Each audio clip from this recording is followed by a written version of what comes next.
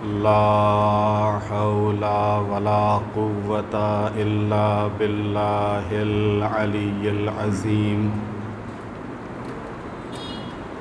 أعوذ بالله من الشيطان اللعين الرجيم. بسم الله الرحمن الرحيم. الحمد لله رب العالمين. الصلاة والسلام على رسوله الكريم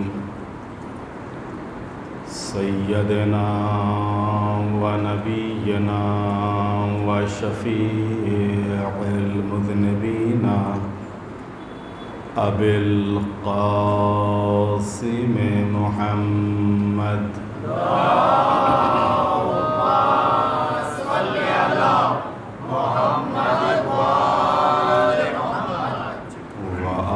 وآله الطيبين الطاهرين المعصومين المظلومين. ولعنة الله على أعدائهم أجمعين من يومنا هذا إلى قيام يوم الدين. رب اشرح لي صدري ويسر لي أمري واحلل عقدة من لساني يفقهوا قولي. أما بعد فقد قال الله الحكيم في القرآن الكريم.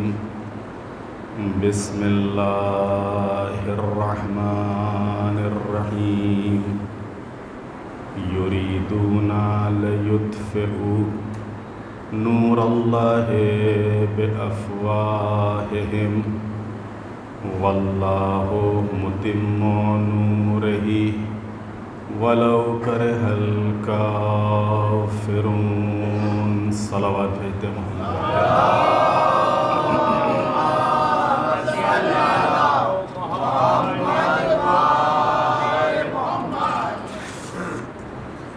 رمضان المبارک 1446 ہجری اور اس 1446 ہجری کے ماہ مبارک رمضان کی یہ چھٹی مجلس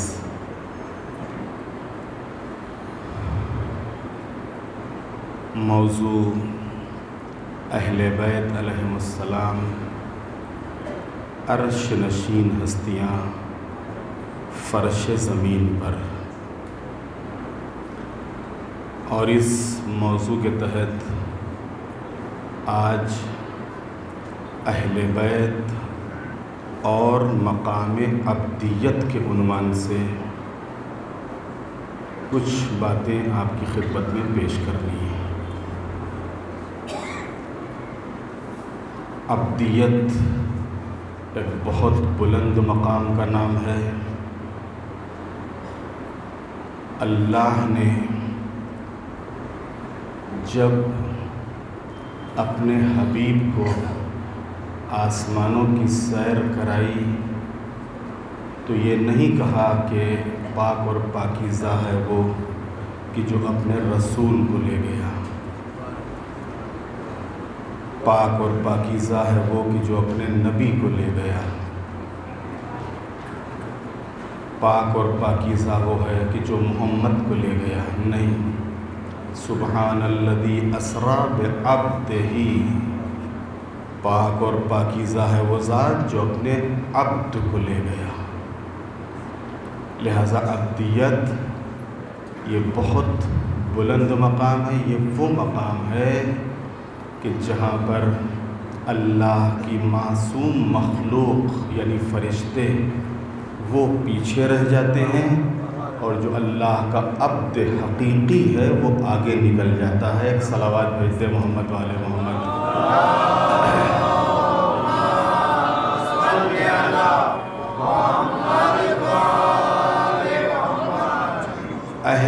بیت عصمت و طہارت علیہم السلام اللہ تعالیٰ کی مکمل معرفت کی بنا پر، اس لیے کہ جس معرفت کے درجے پر اہل بیت عصمت و طہارت علیہم السلام فائز ہیں، اس سے بلند کوئی مقام اور کوئی درجہ ہے ہی نہیں۔ تو اس کی معرفت کی بنا پر اللہ سے عاشقانہ اور عارفانہ نسبت رکھتے ہیں۔ یہ عاشقانہ اور عارفانہ نسبت کب پیدا ہوتی ہے؟ جب معرفت اس منزل کی ہو تب۔ دنیا میں انسان اگر کسی شے کا عاشق ہوتا ہے تو کس بنیاد پر ہوتا ہے؟ اگر کسی سے محبت کرتا ہے، کسی سے قریب ہوتا ہے تو کس بنا پر ہوتا ہے؟ کوئی نہ کوئی اس کی ادا، کوئی نہ کوئی اس کا انداز، کوئی نہ کوئی ایسی بات جو اس کے دل کو بھا جاتی ہے، جس کی بنیاد پر وہ اس کا عاشق ہو جاتا ہے۔ عزیزان محترم، معلوم یہ ہوا کہ جتنا زیادہ عرفان ہوتا جاتا ہے اتنا زیادہ اس عشق میں، اس محبت میں اور اس عرفان میں اضافہ ہوتا چلا جاتا ہے، اور زندگی کے تمام لمحوں اور مرحلوں، عبادت و بندگی کے علاوہ وہ کوئی قدم نہیں اٹھاتا ہے۔ یعنی زندگی کے جتنے بھی لمحے ہیں، جتنے بھی مرحلے ہیں، یہ تمام لمحے، تمام مرحلے، سب کے سب میں جو پہلو ہوتا ہے وہ کیا ہوتا ہے؟ عبودیت کا، اور عبودیت سے ہٹ کے کوئی پہلو نہیں ہوتا ہے۔ ان کا اٹھنا، بیٹھنا، چلنا، پھرنا، اوڑھنا، بچھونا، رہنا، سہنا، کلام کرنا، کھانا پینا، شادی بیاہ، گھر، خاندان، سماج، تجارت، جنگ، صلح، سفر، حضر، سب کچھ کس لیے ہوتا ہے؟ سب اللہ کے لیے ہوتا ہے۔ اور یہی وہ منزل ہے کہ جہاں کے اوپر اہل بیت عصمت و طہارت نے فرمایا کہ نہ تو ہم جنت کی لالچ میں عبادت کرتے ہیں اور نہ ہی جہنم کے خوف میں، بلکہ ہم نے اس کو لائق عبادت پایا ہے تو اس کی عبادت کرتے ہیں۔ یہ وہ منزل ہے۔ یہ کب ہوتا ہے؟ یہ خالی نماز نہیں، خالی روزہ نہیں، خالی مصلی کے اوپر بیٹھ کر ذکر اور تسبیح اور تلاوت نہیں، بلکہ پوری زندگی اور زندگی کے جتنے امور ہیں سب کے سب رضا الہی کے لیے ہوتے ہیں۔ تبھی تو ابدیت ثابت ہوگی، تبھی تو بندہ اپنے کو بندہ ثابت کر سکے گا، ورنہ ہم مسجد میں تو اس کے بندے ہیں اور مسجد سے نکل کے اپنے نفس کے بندے ہیں۔ یہ ہمارا حال ہے کہ ہم تھوڑی دیر کے لیے جب مصلی پر آتے ہیں تو اللہ کے بندے ہوتے ہیں، مصلی سے ہٹ جاتے ہیں تو اپنے نفس کے بندے ہو جاتے ہیں۔ ہم تھوڑی دیر عبادت کی طرف ہماری توجہ ہوتی ہے تو ہم اللہ کے بندے بن جاتے ہیں، تھوڑی توجہ ہٹ جاتی ہے تو اپنے نفس کے ہم بندے بن جاتے ہیں۔ لیکن اہل بیت عصمت و طہارت علیہم السلام اس منزل پر ہیں کہ جہاں زندگی کا ہر لمحہ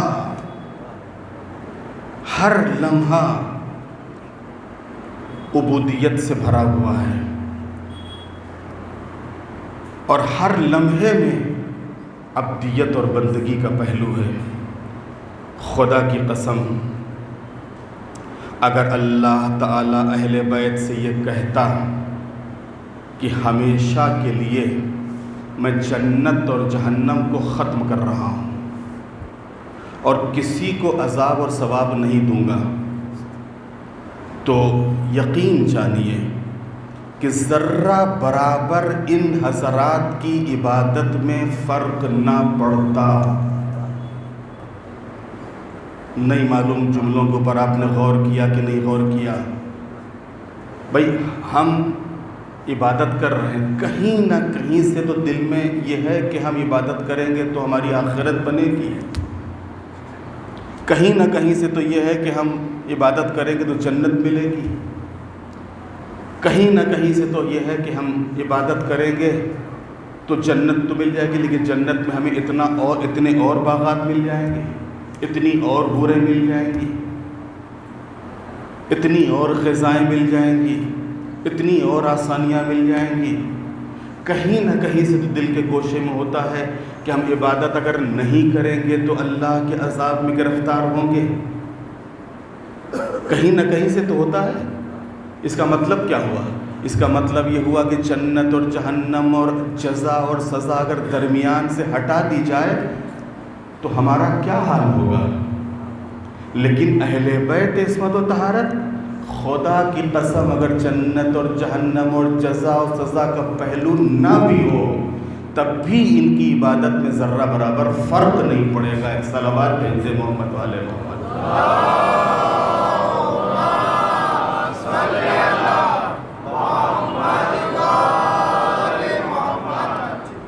اصول کافی میں ہمارے پانچویں امام حضرت امام محمد باقر علیہ السلام سے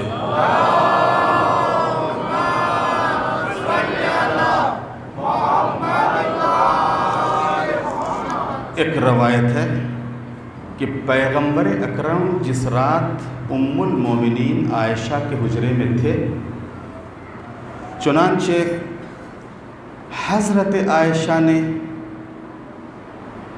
حضرت کو زیادہ عبادت کرتے ہوئے دیکھا تو پیغمبر سے کہا، کیوں آپ اپنے کو اتنا عبادت سے خستہ کر رہے ہیں؟ خستہ کرنے کا مطلب تھکا رہے ہیں۔ اب ظاہر سی بات ہے جس طریقے کی معرفت ہوتی ہے ویسے جملے زبان سے نکلتے ہیں۔ آپ اتنا زیادہ اس عبادت سے اپنے کو کیوں تھکا رہے ہیں، کیوں خستہ کر رہے ہیں؟ جبکہ خداوند عالم نے آپ کی طرف نسبت دیے جانے والے اگلے پچھلے گناہوں کو معاف کر دیا ہے۔ اب یہ ہمارا عقیدہ نہیں ہے، یہ جو بیان کر رہی ہیں ان کا عقیدہ ہے۔ ایک صلوات بھیج دے محمد والے محمد۔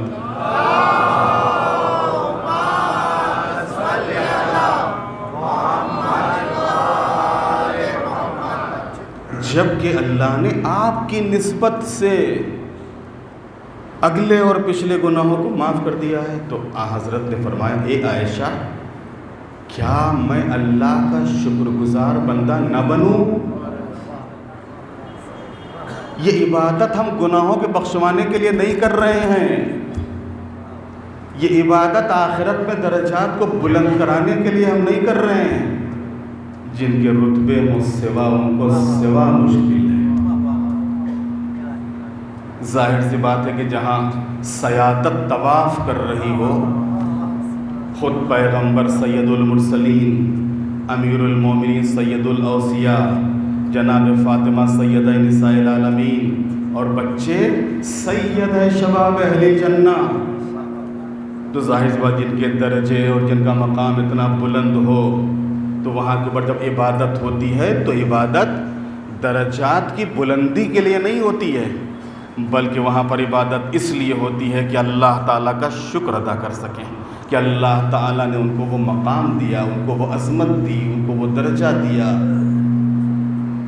اسی طریقے سے ایک دوسری روایت میں ہمارے پانچویں امام نے فرمایا کہ اللہ تعالیٰ نے جب اپنے حبیب کی عبادت کو دیکھا تو اپنی حبیب کی عبادت کو دیکھنے کے بعد فرمایا، طٰہٰ ما انزلنا علیک القرآن لتشقیٰ، اے میرے حبیب آپ کے اوپر میں نے قرآن اس لیے نہیں نازل کیا ہے کہ آپ مشقت میں پڑ جائیے، آپ اپنے کو زحمتوں میں ڈال لیجئے، پیغمبر جب راتوں کو مصلی عبادت پر کھڑے ہوتے تھے تو قیام کی حالت میں اتنی دیر تک رہتے تھے کہ آپ کے پیروں پہ ورم آ جاتا تھا، سوج جاتے تھے پیر.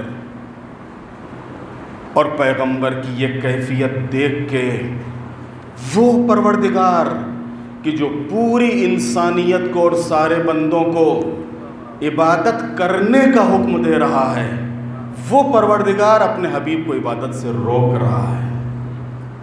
طٰہٰ ما انزلنا علیک القرآن لتشقیٰ، میں نے آپ پر قرآن اس لیے نہیں نازل کیا ہے کہ آپ مشقت میں پڑ جائیں اور اپنے کو زحمتوں میں ڈال لیں. یا ایھا المدثر یا ایھا المزمل قم اللیل الا قلیلا.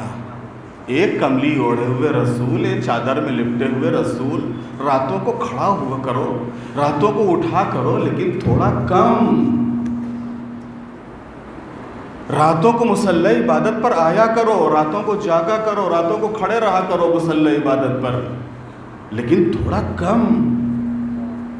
اب آپ اندازہ لگائیے کہ پیغمبر کی عبادت کس شان کی رہی ہوگی اور کس انداز کی، کہ جس کی بنیاد پر پروردگار عالم اپنے حبیب سے کہہ رہا ہے کہ میں نے قرآن نازل نہیں کیا کہ آپ اپنے کو مشقتوں میں ڈال لو.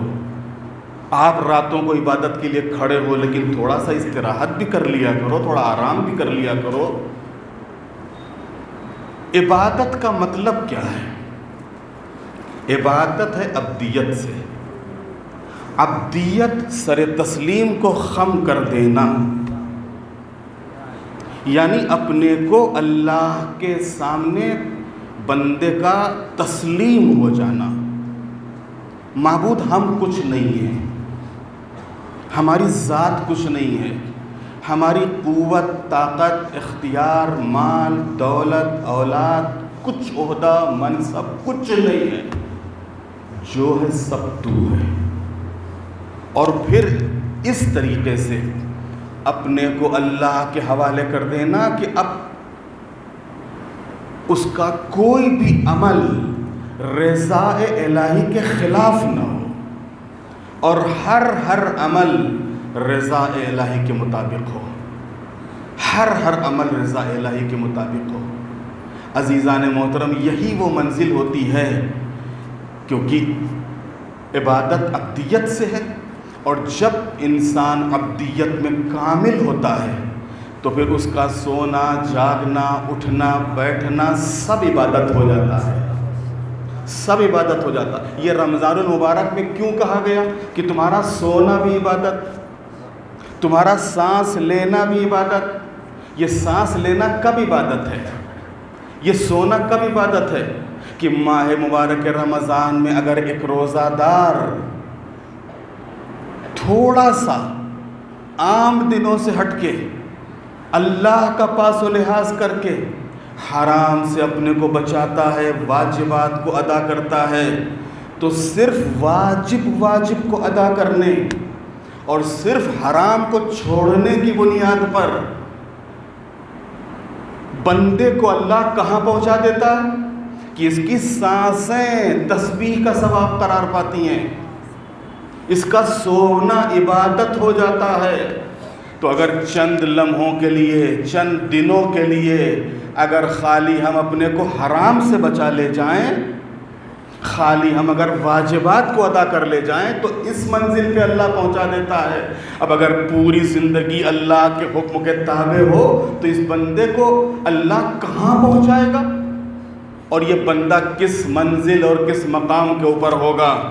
تو عبادت عبدیت سے ہے. عبادت اپنی زندگی کے تمام امور، جیسے اعمال، رفتار، گفتار، زندگی، موت، سب اللہ کی مرضی کے مطابق. قل ان صلاتی ونسکی ومحیای ومماتی للہ رب العالمین. سورہ انعام کی 163 نمبر کی آیت ہے، 163. کہہ دیجئے کہ میری نماز، میری عبادتیں، میری زندگی، میری موت سب اللہ کے لیے ہے. کون اللہ؟ جو عالمین کا پروردگار ہے، یہ ہے ابدیت، یہ ہے ابدیت۔ انسان کمال و بندگی کی راہ پر قدم بڑھا کر ایسے کمالات کی منزل پر پہنچ سکتا ہے جو انسان تصور نہیں کر سکتا ہے۔ اسی دنیا میں رہتے ہوئے، اسی بھاؤ نگر میں رہتے ہوئے، اسی خوجہ واڑ میں رہتے ہوئے، اسی اپنے مکان میں رہتے ہوئے انسان فضاؤں میں پرواز کر سکتا ہے، انسان آسمانوں کی سیر کر سکتا ہے۔ کس بنیاد پر؟ اسی ابدیت کی بنیاد پر۔ ابدیت کا مرتبہ اتنا بلند ہے، ابدیت کا مرتبہ اتنا بلند ہے کہ اسی اپنے ہی جگہ کے اوپر رہتے ہوئے انسان فضاؤں میں پرواز کرے، انسان آسمانوں کی سیر کرے۔ اس کمال عبودیت کو حاصل کرنے اور کمال عبودیت پر پہنچنے کے کچھ مرحلے ہیں۔ ابھی بات واضح ہو جائے گی کیسے ہم فضاؤں میں پرواز کر سکتے ہیں اور کیسے آسمانوں کی سیر کر سکتے ہیں۔ کمال عبودیت، یہ ہے کمال عبودیت کی منزل، لیکن کمال عبودیت تک پہنچنے کے مرحلے ہیں۔ ہم ایک دم سے آج ماہ مبارکہ رمضان میں چاہے مجلس سن کے گئے اور ہم نے 2-3 دعائیں پڑھی اور کچھ تھوڑا سا توبہ اور استغفار کیا اور نماز شب کے لیے کھڑے ہو گئے اور ہم نے سوچا کہ ہم آسمانوں میں پرواز کرنے لگیں گے، یہ اتنا آسان نہیں ہے، اتنا آسان نہیں ہے۔ بہرحال اس کے لیے ریاضت کی ضرورت ہے، اس کے لیے اپنے نفس سے جہاد اور جنگ کی ضرورت ہے، اس کے لیے مختلف مرحلوں کو طے کرنا پڑتا ہے، تب کہیں جا کے وہ منزل حاصل ہوتی ہے۔ اس میں سے پہلا مرحلہ، توجہ کیجئے گا عزیزو، پہلا مرحلہ عبادت اور بندگی کی بلند اور بالا اور بہترین کیفیت کے ذریعے اپنے نفس پر حاکم ہونا۔ جب تک ہم اپنے نفس پر خود ہم حاکم نہیں ہوں گے، اس وقت تک ہم عبدیت کے مرحلے میں قدم نہیں رکھ سکتے ہیں۔ ابھی تک ہم کیا ہیں؟ ابھی تک ہم اس نفس کے بندے ہیں، یہ جو چاہتا ہم سے کرواتا ہے، یہ جو چاہتا ہم سے بلواتا ہے، یہ جہاں چاہتا ہم کو لے جاتا ہے، یہ جو چاہتا ہم کو کھلا دیتا ہے، یہ جو چاہتا ہم سے بلوا دیتا ہے، یہ جو چاہتا ہم کو سنوا دیتا ہے، یہ جو چاہتا ہم کو دکھا دیتا ہے۔ اس کا مطلب کہ ہم اللہ کے بندے نہیں ہیں، نفس کے بندے ہیں۔ پہلا مرحلہ اس نفس کی غلامی سے اپنے کو نکالنا ہے، اس نفس کی قید سے اپنے کو آزاد کرانا ہے، اور نفس کی غلامی اور قید سے آزاد کرا کے اللہ کی بندگی میں آنا ہے۔ یہ پہلا مرحلہ ہے کہ جہاں بندہ اپنے نفس کے اوپر حاکم ہو اور خداوند عالم کی مرضی کے مطابق پاک اور خالص نیت کے ساتھ عبادت کرے، جیسا کہ ارشاد ہوتا ہے والذین جاہدوا فینا لنہدینہم سبلنا، سورہ عنکبوت 69 نمبر کی آیت۔ اور جن لوگوں نے ہمارے حق میں جہاد کیا، ہم انہیں اپنے راستوں کی ہدایت کریں گے۔ کیا مطلب جہاد؟ یہاں پر جہاد سے مراد خالی وہ جنگ نہیں ہے، یعنی اللہ کی راہ میں قدم اٹھانا، اللہ کی راہ میں نکلنا، یقیناً وہ بھی اللہ کی راہ ہی میں ہوتا ہے، لیکن خود بندہ جب اللہ کی راہ میں قدم اٹھاتا ہے تو اللہ فرماتا ہے کہ ہم اس کی خود ہدایت کرتے ہیں۔ کاہے کہ ہدایت یعنی نفسانی خواہشات سے ٹکرا کے ان کی مخالفت کر کے الہی راستے پر چلنے کی، صراط مستقیم پر قائم رہنے کی، یعنی اسی کو کہتے ہیں اللہ کی مدد۔ ان تنصر اللہ ینصرکم، تم اللہ کی مدد کرو گے تو اللہ تمہاری مدد کرے گا۔ کیوں کہ تم نے یہ جو عبادت کی، یہ تم نے عبادت نہیں کی، یہ اللہ کی مدد کی. یہ جو تم نے جہاد کیا، یہ جہاد نہیں ہے، یہ اللہ کی مدد ہے. اگر تم اللہ کی مدد کرو گے تو کیا کرے گا؟ اللہ تمہاری مدد کرے گا. کیسی مدد؟ تم کو ہدایت کے راستے پر لگا دے گا، تم کو ادھر ادھر سے نکال کے ہٹا کے تمہارے پیروں میں، تمہارے قدموں میں مضبوطی پیدا کر دے گا. یہ پہلا اثر ہے. اسی طریقے سے دوسرے مقام پر سورہ انفال 29 نمبر کی آیت، ان تتقوا اللہ یجعل لکم فرقانا، اگر تم تقوی الہی اختیار کرو گے تو وہ تمہیں حق اور باطل میں جدائی کی صلاحیت عطا کرے گا. یہ سب پہلے مرحلے میں ہے. کب؟ کہ جب انسان اپنے نفسانی خواہشات سے ٹکراتا ہے، اس کی مخالفت کرتا ہے، اللہ سے قریب ہوتا ہے. اسی پہلے مرحلے میں انسان کو اللہ یہ لذتیں عطا کر دیتا ہے، یہ نعمتیں عطا کر دیتا ہے، یہ توفیق اس کے شامل حال کر دیتا ہے کہ بندے کو راہ ہدایت دکھا دیتا ہے، بندے کو حق اور باطل کے درمیان میں فرق کی صلاحیت عطا کر دیتا ہے. تیسرا سورہ عنکبوت 45 نمبر کی آیت، ان الصلاۃ تنہی عن الفحشاء والمنکر، نماز انسان کو برائیوں اور بے حیائیوں سے روکتی ہے. یہ کب ہوگا؟ جب بندہ بندے کے طور پر مصلی عبادت پر آئے گا تب، اور اس عبادت کو عبادت سمجھ کر انجام دے گا تب. تو پھر یہی نماز کیا ہوگی؟ یہ نماز بندے کو روکے گی کہاں جانے سے؟ غلط جگہ جانے سے. یہ نماز روکے گی کس سے؟ غلط کچھ کہنے سے. یہ نماز روکے گی کس سے؟ غلط سننے سے. یہ نماز روکے گی کس سے؟ غلط کھانے سے. یہی نماز، یہی ذریعہ بن جائے گی، یہی مدد کرے گی بندے کی. چوتھی آیت، یا ایھا الذین آمنوا کتب علیکم الصیام کما کتب علی الذین من قبلکم لعلکم تتقون. اے وہ لوگ کی جو ایمان لائے ہو، تم پر روزے فرض کیے گئے. یہ پہلے مرحلے کی ساری چیزیں ہیں کہ اگر پہلے مرحلے میں انسان خالی اپنی خواہشات سے ٹکرا جائے، حرام سے دور ہو جائے، واجبات کی پابندی کر لے جائے، تو پہلے مرحلے ہی میں اللہ اتنی چیزیں اس کو عطا کر دے گا. اسے سیدھے راستے کی ہدایت کرے گا، اسے حق اور باطل کے درمیان میں فرق کی صلاحیت عطا کر دے گا،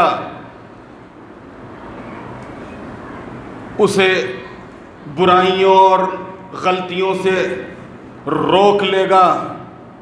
اور جہاں نماز برائیوں اور غلطیوں سے روکنے والی بنے گی، وہی روزے تقویٰ کا سبب بن جائیں گے. یا ایھا الذین آمنوا، یہ 5ویں آیت، یا ایھا الذین آمنوا استعینوا بالصبر والصلاۃ، سورہ بقرہ 153 نمبر کی آیت. اے وہ لوگ کی جو ایمان لائے ہو، مدد طلب کرو. کس سے؟ نماز سے اور صبر کے ذریعے سے. صبر کیا ہے؟ مفسرین نے فرمایا کہ یہاں پر صبر سے مراد روزہ ہے. یعنی اللہ سے مدد طلب کرو. کاہے کی مدد؟ معبود ہم کو مال دے دے، ہمارا کاروبار ڈاؤن ہو گیا ہے. صحیح ہے کہ نماز کے ذریعے اس کی بھی دعا کرو، نماز روزے کے ذریعے اس کی بھی دعا کرو، لیکن یہ دعائیں تو سب دنیاوی دعائیں ہیں. یہ سب کبھی اوپر اور کبھی نیچے ہوتا رہے گا، کبھی تیزی اور کبھی مندی آتی رہے گی دنیا میں. اصل چیز کیا ہے؟ اصل چیز خود خواہشات نفسانی سے ٹکرانا. اس نماز کے ذریعے، اس روزے کے ذریعے سے مدد طلب کرو کہ اللہ تم کو صراط مستقیم پر قائم رکھے. اس نماز اور روزے کے ذریعے سے مدد طلب کرو کہ تمہاری زندگی کی آخری سانس مولا امیر المومنین اور ائمہ اطہار کی ولایت کے اوپر نکلے. اس نماز اور روزے کے ذریعے سے مدد طلب کرو کہ تمہاری زندگی عبادت میں، خالص عبادت میں صرف ہو جائے. تم اس نماز اور روزے کے ذریعے سے مدد طلب کرو کہ تمہارے اعضاء اور جوارح سے جو بھی کام ہو وہ سب اللہ پسند کام ہو۔ ایک صلوات بھیج دے محمد والے محمد۔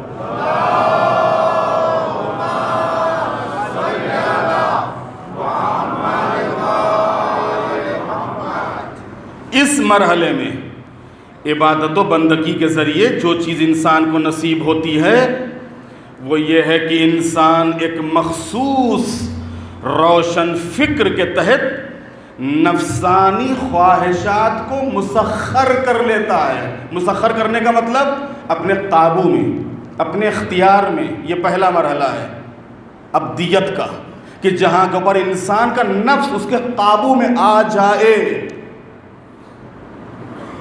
اور یہ ناممکن نہیں ہے، یہ ناممکن نہیں ہے۔ ناممکن ہوتا تو اللہ بیان ہی نہ کرتا، ناممکن ہوتا تو اللہ کے حبیب اور ائمہ اطہار کے علاوہ کوئی اس منزل میں قدم رکھ ہی نہ پاتا۔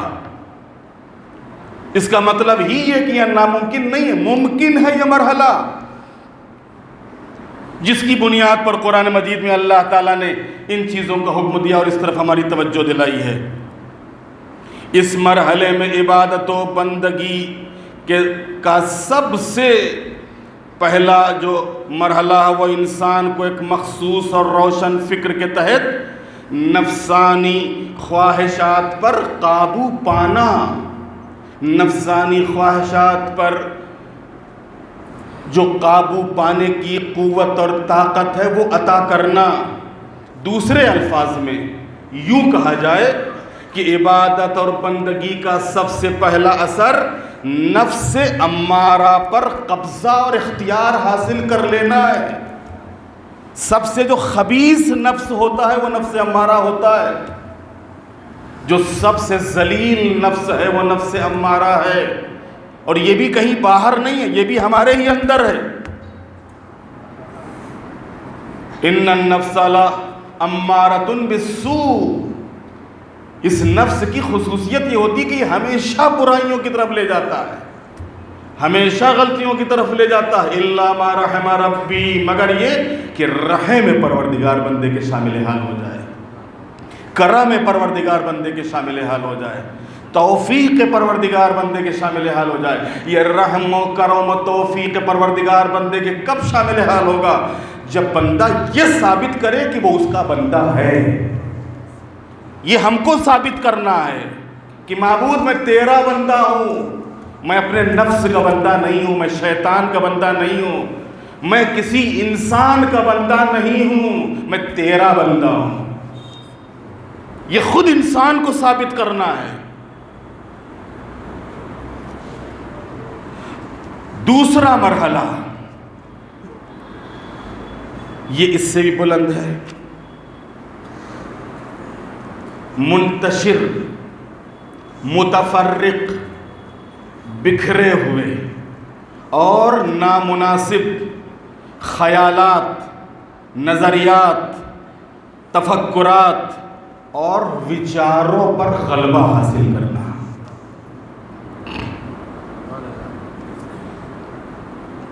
غور فرمایا آپ نے؟ ایک تو ہے نفس پر قابو، ایک ہے یہ جو فکر میں طرح طرح کے وچار۔ ہم چاہتے تو ہیں کہ نماز خضوع اور خشوع سے پڑھیں لیکن پڑھ ہی نہیں پاتے۔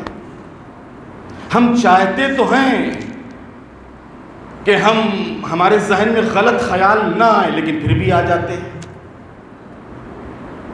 عزیزان محترم، یہ دوسرا مرحلہ ہے، بڑا اہم ہے، اور اسی سے دیکھیے یہ مرحلوں کے ذریعے سے اللہ والوں کی اہمیت اور عظمت کا اندازہ ہوگا ہمیں، اور پھر آخری مرحلے کے بعد آپ کو سمجھ میں آئے گا کہ اہل بیت کا مقام کیا ہے۔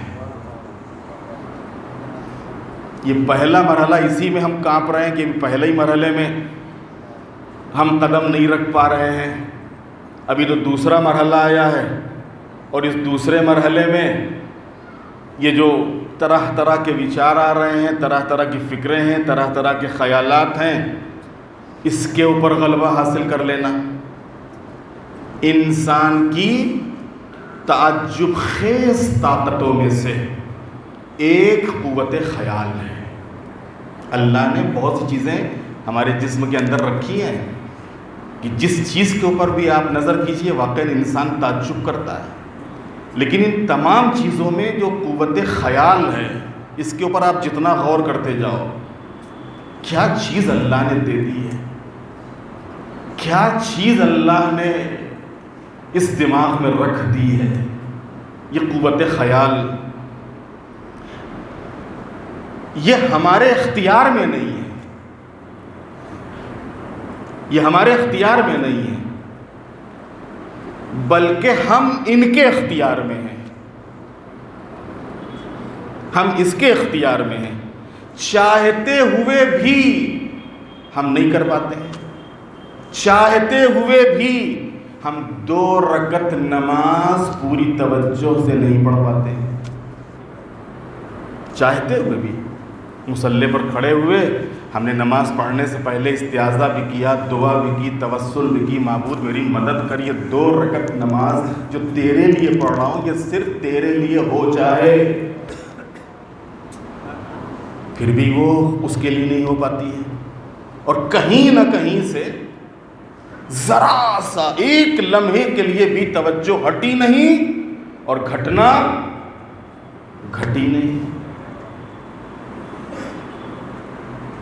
ایک لمحے کے لیے بھی، اور فوراً وہ کام کرتا ہے اور فوراً توجہ ہٹا دیتا ہے اور فوراً کہیں سے کہیں پہنچ جاتا ہے۔ اسی مصلی کے اوپر کھڑا ہو کے معلوم ہے کبھی کہیں کبھی کہیں کبھی کہیں کبھی کہیں۔ مثلا اگر ہم بہت کوشش کریں کہ نماز کو خضوع اور خشوع کے ساتھ ادا کریں، پھر بھی پوری توجہ کے ساتھ ادا نہیں کر پاتے ہیں، پیغمبر فرماتے ہیں کہ دل اس پر کی طرح ہوتے ہیں جو کسی درخت کے اوپر لٹکا ہوا ہو۔ پرندے کبھی کبھی درختوں پہ بیٹھتے ہیں، اپنے پر جب پھیلاتے ہیں تو کوئی ایک پر اس درخت میں جو جالا وغیرہ ہوتا ہے اس میں پھنس جاتا ہے۔ اب وہ پرندہ تو چلا گیا، وہ پر پھنسا ہوا ہے۔ اب یہ پر کیا کرتا ہے؟ جب بھی ہوا آتی ہے تو کبھی یہ ادھر ہوتا ہے، کبھی ادھر ہوتا ہے، کبھی ادھر ہوتا ہے، کبھی ادھر ہوتا ہے۔ پیغمبر فرماتے ہیں فکریں بھی ایسے ہی ہیں کہ کبھی ادھر کبھی ادھر، کبھی ادھر کبھی ادھر، کبھی یہاں کبھی وہاں، جیسے درخت کے اوپر لٹکا ہوا ایک پر کہ ہر ہوا کا جھونکا اس کو دوسری طرف موڑ دیتا ہے۔ پورب سے ہوا چل رہی ہے تو پچھم کی طرف چلا جاتا ہے، پچھم سے ہوا چل رہی تو پورب کی طرف چلا جاتا ہے۔ آیا ایسے نفس پر کنٹرول اور اختیار اور فکر پر قابو پایا جا سکتا ہے سخت مرحلہ کہ نہیں ہے؟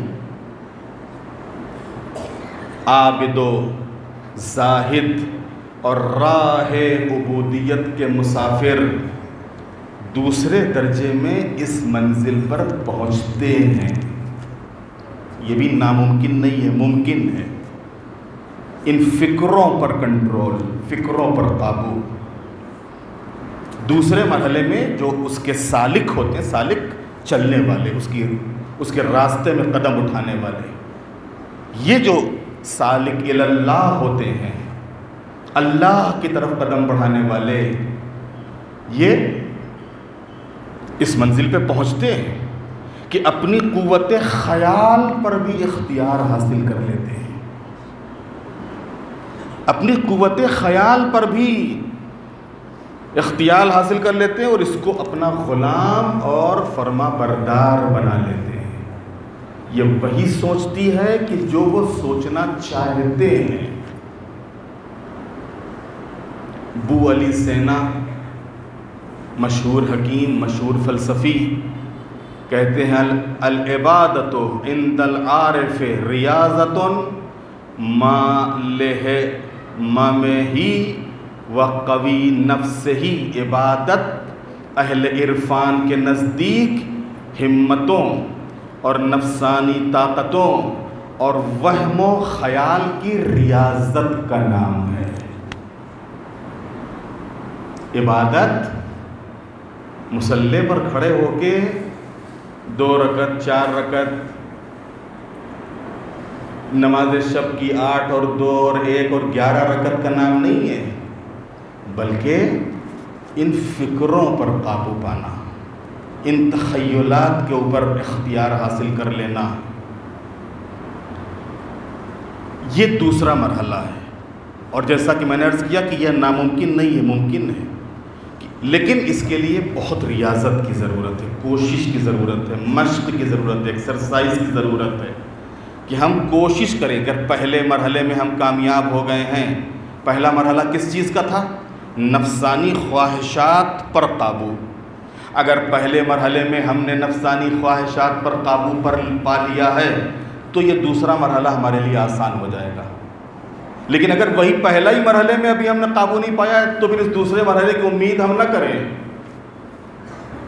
یہ دوسرا مرحلہ اس سے جڑا ہوا ہے کہ اگر پہلے مرحلے میں ہم کامیاب ہوئے ہیں تو دوسرے مرحلے میں کامیاب ہونے کے چانسز ہیں، لیکن ہم نے پہلا ہی مرحلہ نہیں طے کیا ہے تو پھر دوسرے مرحلے میں کیسے قدم رکھیں گے؟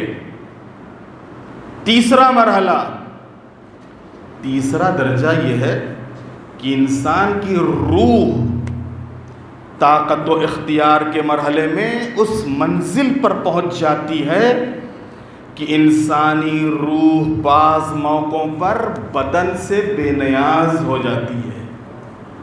نہیں معلوم یہ جملہ آپ سمجھے کہ نہیں سمجھے۔ یقیناً ہمارے بہت سے جوان ہیں کہ جن کے ذہنوں تک یہ بات نہیں پہنچی ہوگی۔ پہلے مرحلے میں انسان نے کیا کیا؟ خواہشات جو تھی اس کے اوپر قابو پایا۔ دوسرے مرحلے میں کیا کیا؟ اپنی فکروں کے اوپر قابو پایا۔ اب ان خواہشات اور فکروں پر قابو پانے کے بعد تیسرا مرحلہ کیا ہے؟ تیسرے مرحلے میں جب انسان قدم رکھتا ہے تو اسی ریاضت کو جب آگے بڑھاتا ہے اور یہی نفسانی خواہشات پر قابو اور اپنے فکر پر قابو پا کے اللہ کی بارگاہ میں کھڑا ہوتا ہے تو ایک منزل وہ آتی ہے کہ جب اس کی روح اس کے بدن کی محتاج نہیں ہوتی۔ ابھی بھی واضح نہیں ہوئی بات، میں مثال سے آپ کو بات واضح کر دوں۔ آیت اللہ حسن زادہ آملی، یہ ابھی چند سال پہلے ان کا انتقال ہوا ہے، قوم مقدسہ میں تھے، بہت ہی بزرگ عالم عارف۔ آیت اللہ حسن زادہ آملی کی ایک کتاب تھی اولی الالباب۔ اسی اولی الالباب میں جو ان کی زندگی ہی میں نہ چاہتے ہوئے بھی سامنے آ گئی تھی، وہ نہیں چاہتے تھے کہ یہ سارے واقعات اور چیزیں سامنے آئیں، لیکن ان کے نہ چاہتے ہوئے بھی وہ سامنے آ گئی تھی۔ اس میں ایک جگہ کے اوپر ذکر تھا کہ بندہ جب اس منزل میں پہنچتا ہے جہاں کے اوپر نفس کے اوپر پورا کنٹرول ہوتا ہے، فکر کے اوپر پورا اختیار ہوتا ہے، اللہ کا بندہ ثابت کرنے کے لیے بندہ کوشاں ہوتا ہے، محنت میں لگا ہوتا ہے، تو پھر کیا ہوتا ہے؟ جسم روح سے اس کی روح جسم سے بے نیاز ہو جاتی ہے۔ وہ کہتے ہیں کہ کبھی کبھی جب قرآن پڑھتا ہوں تو قرآن کی آیتیں مجسم ہو جاتی ہیں۔ مجسم ہو جاتی ہیں کیا مطلب؟ یعنی جن آیتوں میں فضاؤں کا ذکر ہے، خلاؤں کا ذکر ہے، آسمانوں کا ذکر ہے، تو ایسا محسوس ہوتا ہے کہ ہم خود آسمانوں میں ہیں، ہم خود، ہمارا جسم یہاں ہے لیکن ہم خود کہاں ہیں؟ خلاؤں میں، فضاؤں میں، آسمانوں میں۔ جب جنت سے متعلق آیتیں پڑھتے ہیں تو ایسا لگتا ہے کہ ہم جنت میں بیٹھے ہیں، اور جب جہنم سے متعلق آیتیں آتی ہیں تو ایسا ایسی چیخ چنگھاڑ آواز کانوں تک پہنچتی ہے کہ لگتا ہے کہ چاروں طرف عذاب ہو رہا ہے۔ یہ وہ منزل ہے کہ جہاں کے اوپر جسم سے بے نیاز ہو جاتی ہے روح۔ یہ کس کا مرحلہ ہے؟ یہ عبدیت کا مرحلہ، عبودیت کا مرحلہ ہے، بندگی کا مرحلہ ہے۔ بندہ اپنی بندگی کے ذریعے سے، عبدیت کے ذریعے سے اس منزل اور اس مقام کو حاصل کر لیتا ہے، اس منزل اور اس مقام پہ پہنچ جاتا ہے۔ جلدی جلدی چوتھا مرحلہ عرض کر دوں۔ انسان کا بدن ہر لحاظ سے اس طرح اس کے ارادے اور حکم کے تحت ہو جاتا ہے۔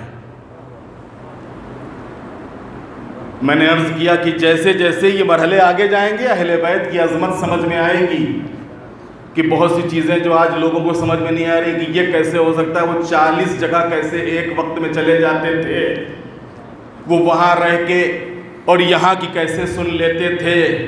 یہ سارے مرحلے آسان ہو جائیں گے، کیسے سن لیتے تھے، کیسے چلے جاتے تھے۔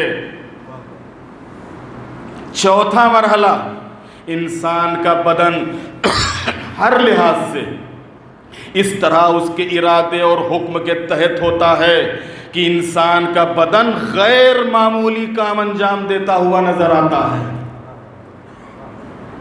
جو چیزیں عام طور سے لوگوں سے نہیں ہو پاتی، یہ جو بندہ ہے وہ کر دیتا ہے۔ اس کا جسم قم میں ہوتا ہے، یہ خود مشہد میں نظر آتا ہے، یہ خود نجف میں بیٹھا ہوتا ہے، لیکن دکھائی کربلا میں دیتا ہے، دکھائی کربلا میں دیتا ہے۔ یہ وہ مرحلہ ہے، پانچواں اور آخری مرحلہ۔ یہ مرحلہ سب درجوں سے سب سے بالا، سب سے افضل اور سب سے بلند درجہ ہے کہ جہاں کے اوپر دوسری باہری چیزیں بھی انسان کے ارادے کے تابع ہو جاتی ہیں اور چیزیں مسخر ہو جاتی ہیں،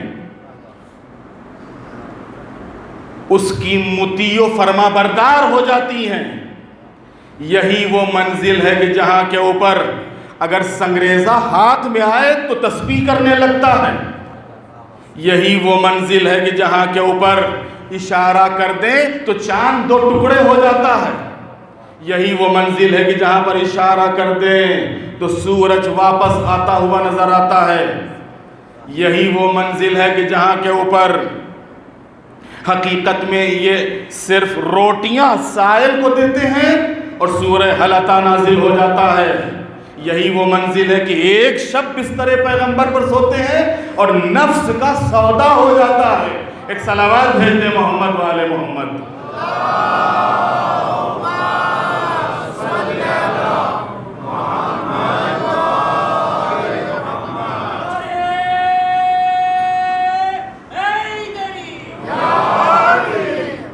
یہ جو مرحلہ ہے، اس مرحلے میں قدم رکھنا سوائے خاصان خدا کے کسی کے بس کی بات نہیں ہے۔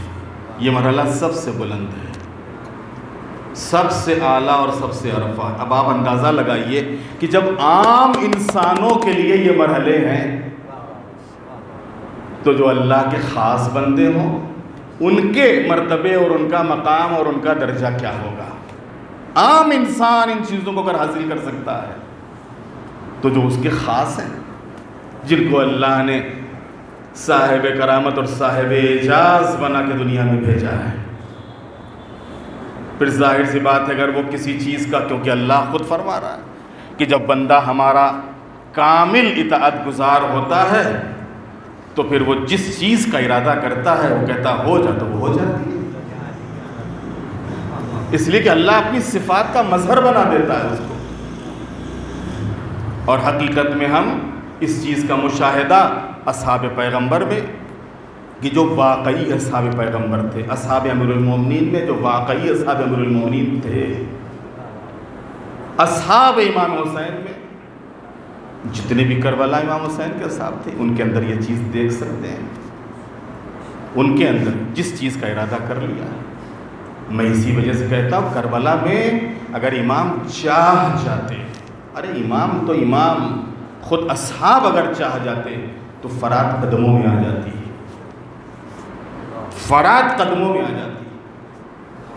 یہ اس منزل کے اوپر تھے، لیکن کیونکہ منزل امتحان میں تھے، منزل آزمائش میں تھے، لہذا اس بنیاد کے اوپر اور رہتی دنیا تک ایک نمونہ، ایک مثال بننا تھا امام اور ان کے اصحاب کو. لہذا امام نے اس جنگ کو ایک عام حالات میں لڑا ہے. جس وقت یہ قافلہ کربلا کی سرزمین کے اوپر پہنچا ہے، 2 محرم سن 61 ہجری، خیمے فرات کے کنارے لگائے گئے.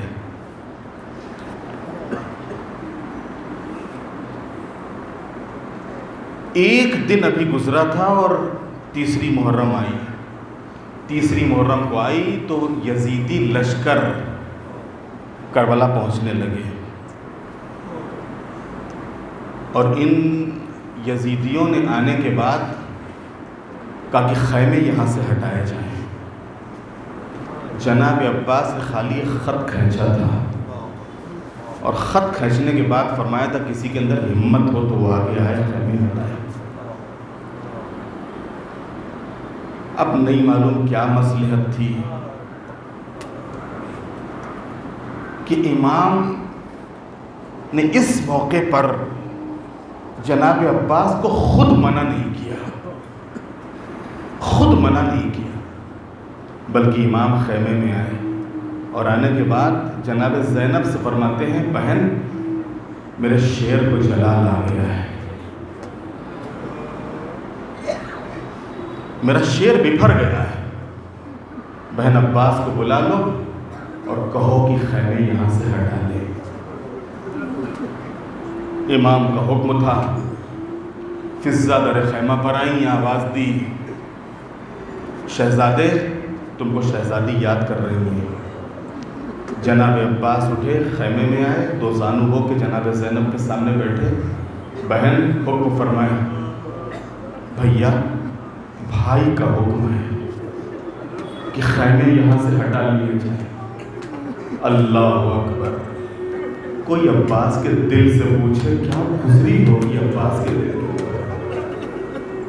وہ عباس کی جو ابھی زبان دے کر آئے ہیں کہ خیمے تو یہیں رہیں گے، کسی کی ہمت ہو تو ہٹا کے دیکھے. اور وہی عباس تاریخ نے لکھا ہے کہ خیموں کی تنابیں اپنے ہاتھوں سے کھول رہے تھے اور ظالم دور سے کھڑے ہوئے ہنس رہے تھے. خیموں کو ہٹایا، دور ریتی کے اوپر لگایا. عزاداروں تاریخیں گزری اور کربلا کے میدان میں عاشور کا دن آ گیا کہ جو قربانی آل محمد کا دن تھا. یہ جب قافلہ کربلا کی طرف آ رہا تھا تو میں نے آپ کی خدمت میں عرض کیا کہ بہت سے افراد ایسے ہیں کہ جو راستے میں امام کے اس سفر سے اور امام کے اس قافلے سے ملحق ہوئے ہیں. انہی میں جناب وہب کلبی کا نام ملتا ہے. وہب کلبی ابھی تازہ جوان، ابھی شادی کر کے واپس ہو رہے ہیں. کسی سے معلوم کیا، پتہ چلا کہ فرزند رسول ہیں، امام سے ملحق ہو گئے. عاشور کا دن آیا، لیکن کیا واقعاً حق نصرت ادا کیا ہے وہب کلبی نے. وہب کلبی دوسرے ناصروں کے طریقے سے بار بار امام کی خدمت میں آتے ہیں اور آنے کے بعد کہتے ہیں آقا مجھے بھی اجازت دیجیے. کربلا میں جو خواتین تھی، واقعاً ہمارے لاکھوں کروڑوں سلام ان خواتین کے اوپر. کون ماں ہے کہ جو اپنے بیٹے کو اپنی آنکھوں کے سامنے اس کے خون میں تڑپتا اور بے قرار ہوتا دیکھے گی؟ لیکن یہ کربلا کی مائیں جب بھی وہب کو دیکھتی ہیں، وہب گئے نہیں ابھی تک تم، اماں اجازت تو ملنے دو. عزاداروں بس کہتے ہیں کہ ایک مرتبہ جیسے ہی وہب کو اجازت ملی اور خیمے سے میں رخصت کے لیے آئے ہیں. امام نے فرمایا کہ وہب جانا چاہتے ہو جاؤ، لیکن ذرا خیمے میں رخصت تو ہو لو. کہتے جب خیمے میں رخصت ہونے کے لیے آئے، نکلنے لگے تو مرتبہ وہب کی زوجہ نے روک لیا، اور روکنے کے بعد کہا وہب ایک وعدہ کرو، میں تم کو ایسے نہیں میدان میں جانا دوں گی، ایک وعدہ کرو۔ کہ کیسا وعدہ؟ کہ ابھی تم جا رہے ہو میدان میں، ابھی جام شہادت نوش کرو گے، جام شہادت نوش کر کے جنت میں چلے جاؤ گے، وعدہ کرو گے جب تک مجھے ساتھ نہیں لوگے اس وقت تک تم جنت میں قدم نہیں رکھو گے۔ ایک مرتبہ یہ جملے امام نے سنے، قریب آئے، قریب آنے کے بعد کہا اے کنیز خدا، ارے یہ وعدہ وہب سے کیوں لیتی ہے؟ میں سردار جمالان جنت ہوں، میں وعدہ کرتا ہوں۔ ایک مرتبہ وہب کہتے ہیں کہ میں چلا جاؤں گا، میرے بعد نہیں معلوم میری زوجہ کا اور میری ماں کا کیا حال ہو، مولا ہم انہیں آپ کی گھر کی خواتین کے ہمراہ کرنا چاہتے ہیں۔ کہتے ہیں وہب نے اپنی زوجہ اور اپنی ماں کو لیا، ثانیہ زہرا جناب زینب کے خیمے میں آئے کہ دیکھو میری شہادت کے بعد یہ میری ماں اور میری زوجہ آپ کے حوالے۔ شاید وہب کو خبر نہ تھی، ادھر امام کھڑے ہوئے یہ دیکھ رہے تھے اور آنسو بہا رہے تھے، اس لیے کہ امام کو خبر ہے کہ وہب جس بہن کے حوالے اپنی زوجہ اور اپنی ماں کو کر کے جا رہا ہے یہ میری بہن ہوگی، کہ میری شہادت کے بعد اس بہن کے سر سے ردا اتر جائے گی، ہاتھوں میں رسن بندھے گی، کربلا سے کوفہ، کوفہ سے شام، آگے آگے منادی کی ندا ہوگی، اے کوفہ و شام والو آؤ اور اہل حرم کا تماشا۔